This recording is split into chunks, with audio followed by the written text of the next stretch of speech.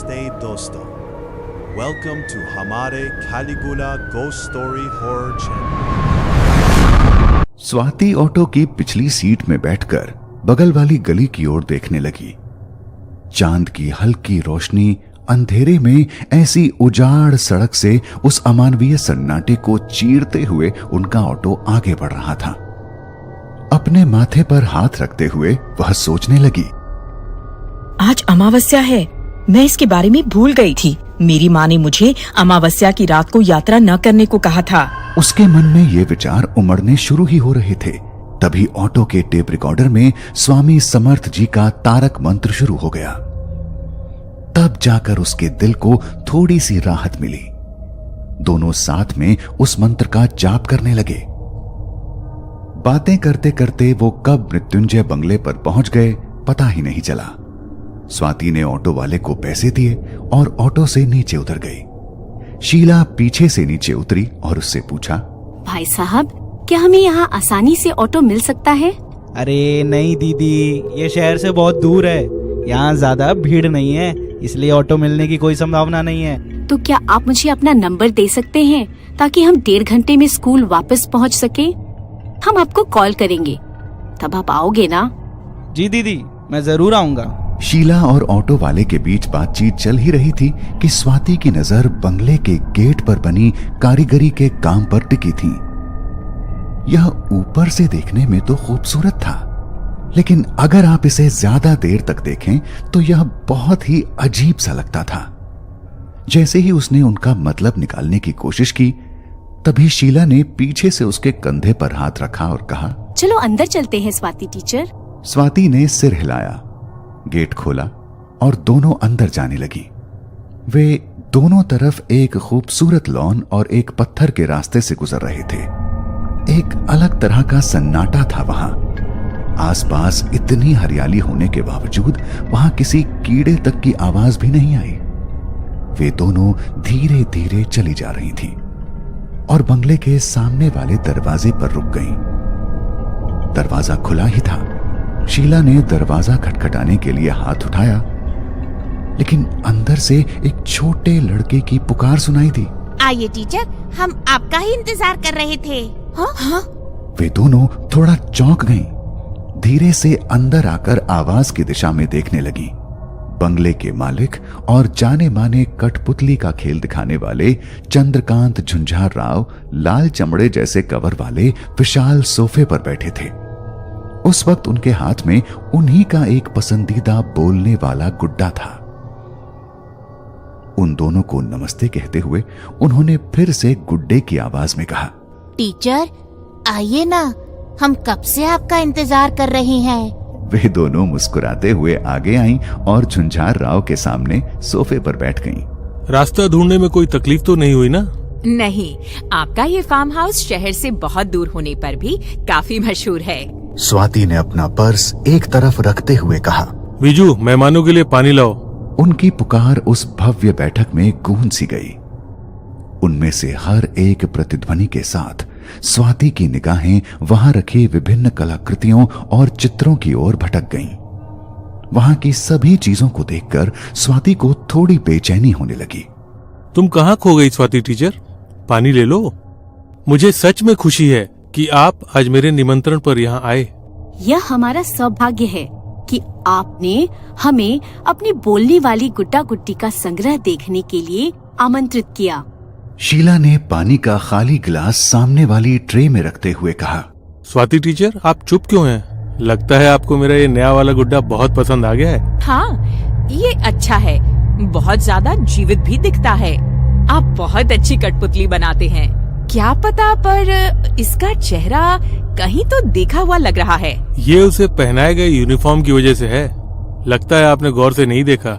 ये आप ही के स्कूल की यूनिफॉर्म है। अरे हाँ, ऐसा क्यों है? स्वाति ने अपनी बेचैनी को अपनी कृत्रिम मुस्कान के पीछे छिपाते हुए कहा, ये मेरा नियम है।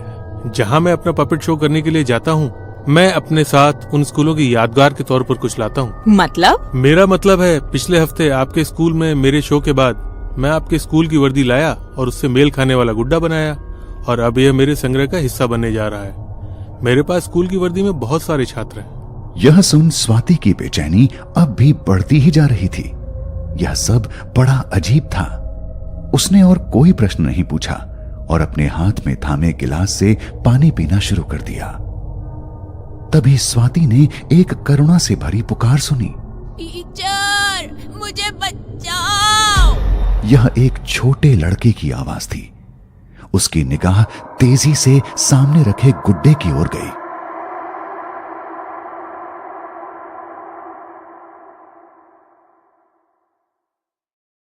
आपने ऐसा क्यों कहा?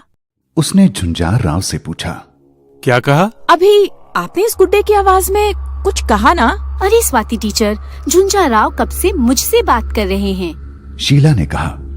स्वाति को कुछ समझ नहीं आ रहा था। उसने वो आवाज सुनी थी, यकीनन ये उसका वहम नहीं था।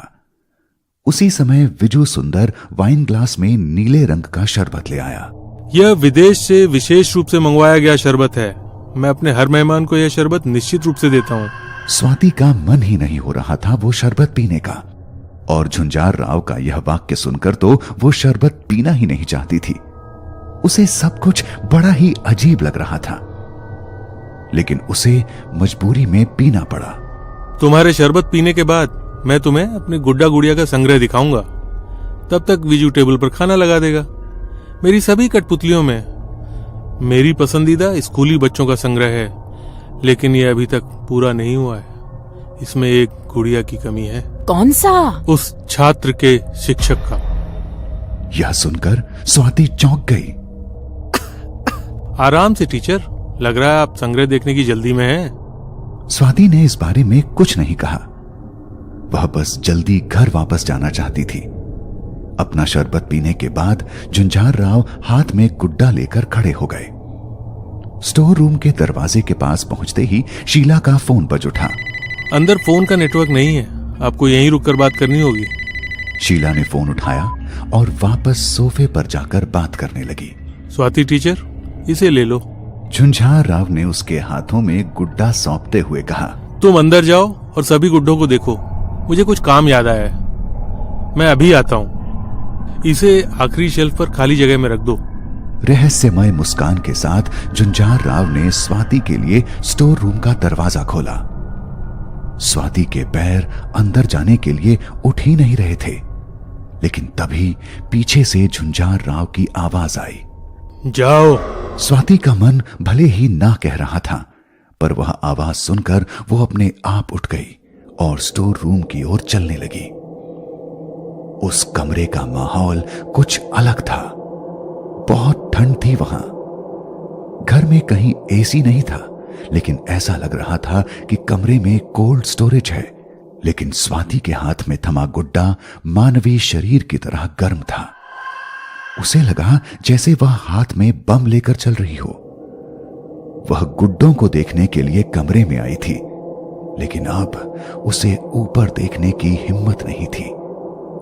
उसने अपनी गर्दन नीचे की और आखिरी शेल्फ की ओर जल्दी जल्दी चलने लगी। पता नहीं क्यों, पर उसे दिल की धड़कन महसूस होने लगी थी, मानो धड़कन की आवाज हाथ में थमी गुड़िया से आ रही हो। वह इतनी डरी हुई थी कि उसे लगने लगा था कि वह अपने दिल की धड़कन जोर से सुन सकती है। किसी तरह वो घड़ी के एक एक सेकंड की गिनती करते हुए आखिरी शेल्फ तक पहुंची, और मानो किसी उतरन को छोड़ना हो वैसे ही झट से उसने उस गुड्डे को खाली जगह में रखा और जल्दी से बाहर जाने के लिए मुड़ी। लेकिन उस वक्त उसे लगा जैसे किसी ने उसका दुपट्टा खींच लिया हो। मन में भगवान का नाम लेकर वह डर के मारे पीछे मुड़ी, और सामने का नजारा देखकर उसके दिल को राहत आ गई। उसका दुपट्टा उस शेल्फ पर उभरे कीलों में फंस गया था। उसने जल्दी से उसे निकाला और फिर बाहर जाने के लिए मुड़ गई। उसे लगा जैसे किसी ने दोनों हाथों से उसका पैर पकड़ लिया हो। उसने घबराते हुए पीछे मुड़कर देखा और उसके पैरों तले जमीन खिसक गई। उसने जो वहां गुड्डा रखा था वह उसके पैरों पर गिर गया था। लेकिन सबसे अजीब बात यह थी कि उस गुड्डे के दोनों हाथों ने उसके पैरों को जकड़ा हुआ था।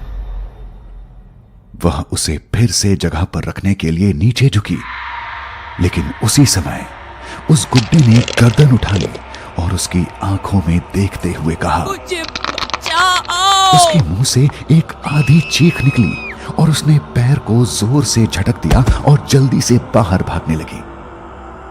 लेकिन उसे बाहर जाने के लिए दरवाजा ही नहीं मिल रहा था। वह पागलों सी शेल्फ के बीच में से भागने लगी, लेकिन उसे कोई रास्ता नहीं मिल रहा था। दौड़ते भागते वह एक टेबल पर ठोकर खाकर गिर पड़ी और उस टेबल पर रखे कागज के टुकड़े नीचे गिर गए। उस टुकड़े पर लिखी खबर पढ़कर उसकी रूह कांप उठी। यह उसी स्कूल से एक छात्रा के लापता होने की खबर थी जहां वह पढ़ा रही थी। पिछले सप्ताह उनके स्कूल के वार्षिक समारोह के बाद स्कूल की छुट्टियां होने से सभी बच्चे अपने घर चले गए थे। हॉस्टल में कोई नहीं था, इसलिए उसे इस बात की खबर नहीं लगी। लेकिन सबसे चौंकाने वाली बात खबरों में छपे लड़के की फोटो थी। वह तस्वीर बिल्कुल उस गुड्डे की तरह थी जिसे उसने अभी अभी शेल्फ पर रखा था। उस कोल्ड स्टोरेज रूम में भी डर के मारे उसे पसीना आने लगा। वह जल्दी से उठ गई और दूसरी गुड़ियों की ओर देखने लगी। हर एक गुड़िया के पीछे विभिन्न भाषाओं में अखबारों की कटिंग के साथ एक शेल्फ बार था। अलग अलग शहरों से स्कूली बच्चों के लापता होने की खबरें और बीच में जो तस्वीरें दिख रही थीं, वे बिल्कुल उन गुड़ियों की तरह दिख रही थीं। वह उसकी समझ से परे था। उसका दिमाग सुन्न हो गया था। वह फिर से इससे बाहर निकलने का रास्ता तलाशने लगी। उसे बच्चों के रोने की आवाज सुनाई देने लगी।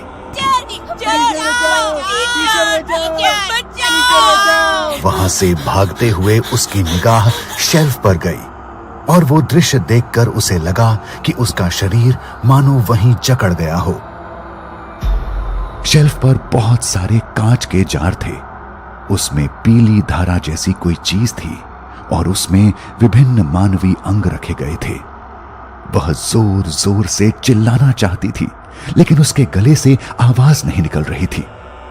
सभी गुड़ियों ने सीधे उसकी आंखों में देखा और उसे चक्कर आ गए और वहीं बेहोश होकर गिर पड़ी। कुछ देर बाद उसकी आंख खुली और वह सोफे पर थी। शीला उसके मुंह पर पानी के छींटे मार रही थी। तुमने स्टोर रूम में क्या रखा है? क्या है वो सब? शीला टीचर, पुलिस को फोन लगाओ। झुंझार राव ने कहा। स्वाति टीचर, शांत हो जाओ। लगता है आपने कुछ बुरे सपने देखे हैं। सपने देखने के लिए मैं सोई नहीं थी। स्वाति टीचर, कृपया शांत हो जाओ। ये सब आप क्या कह रही हो? मैं उस स्टोर रूम में जाकर आई हूँ। आप किस बारे में बात कर रही हो?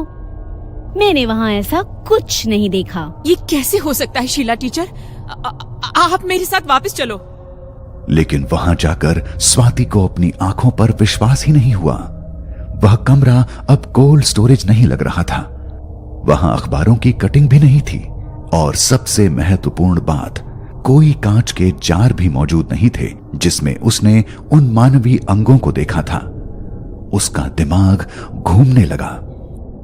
यह कैसे संभव है?